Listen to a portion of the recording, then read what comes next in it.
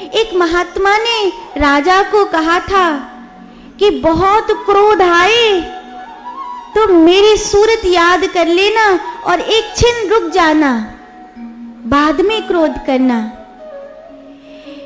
राजा ने गुरुजी की सूत्र है ये सोचकर मान लिया।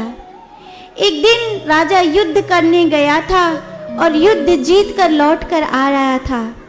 जब राजा युद्ध जीत कर लौट कर आया तो उसने देखा मेरी पत्नी मेरे ही कपड़े पहने हुए किसी पुरुष के गले लगी हुई है। राजा को इतना गुस्सा आया कि तलवार खींच ली और उस क्षण वो अपनी बीवी को मार ही देता। लेकिन उसी समय उस महात्मा की बात याद आई। उन्होंने कहा कि मुझे याद करना और एक क्षण रुक जाना, एक पल रुक जाना।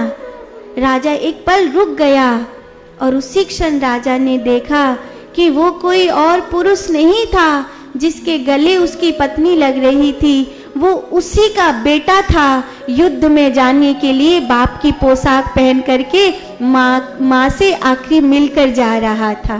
वो उसका खुद का बेटा था। तो कई बार जीवन में परिस्थिति ये होती है, आंखों देखा भी कई बार झूठ हो जाता है, कानों सुना भी झूठ। इसीलिए थोड़ा धैर्य जरूरी है। थोड़ा समझो, सोचो, भगवान पर भरोसा करो, किसी संत महात्मा की शरण लेकर के रखो। एक पल रुको, एक पल ठहरो, एक गहरी लंबी श्वास भरो, शांत हो, फिर देखो नियति क्या करती है। और तुम्हारे लिए मार्ग न खुल जाए तो मुझसे कहना। प्रकृति हर ओर रास्ता दिखाती है, प्रकृति हर ओर बताती है कि बेटा ये करने योग्य है और ये करने योग्य नहीं। भीतर से कोई बोलता है लेकिन आप उसकी सुनते ही नहीं हो।